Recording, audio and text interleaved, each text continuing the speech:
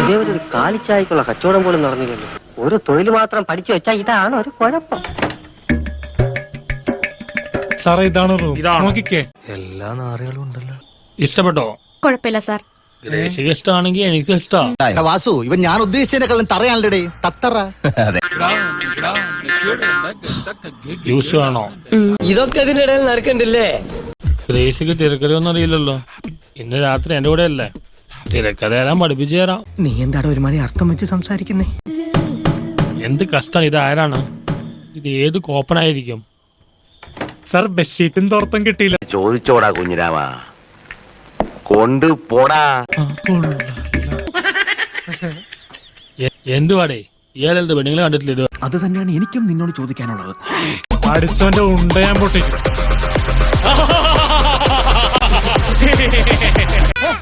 ഇതെന്നാ ചെന്തോടാ, ഇതെന്നാ ഇങ്ങനെ നടന്ന് കറിയുന്ന?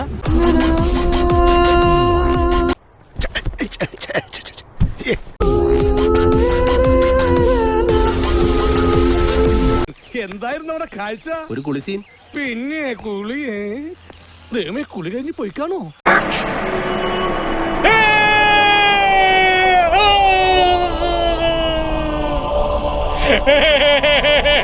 എന്താ ബോസ് കിടന്ന് കുരയ്ക്കുന്നത്? ബോസിന്റെ മാതാപിതാജി ആരെങ്കിലും പെട്ടെന്ന് അകാലചരമം അടഞ്ഞോ? എന്റെ പൊന്ന് ഗ്രേസി,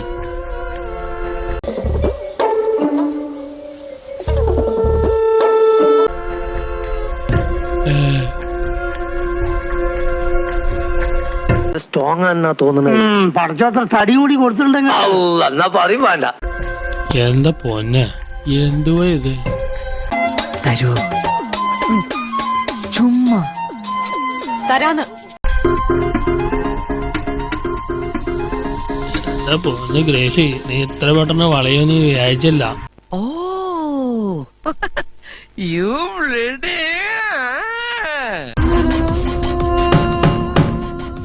ഈ പെണ്ണായ മകൾക്ക് വേറെ പണിയില്ലേ? ആരാണകത്ത്? അകത്തെന്റെ വാപ്പിയും കൂട്ടക്കാരൻ നായിന്റെ മാൻ. എന്തുകൊണ്ടാ? വരൂ, ബെഡ്റൂമിലേക്ക് പോകാം.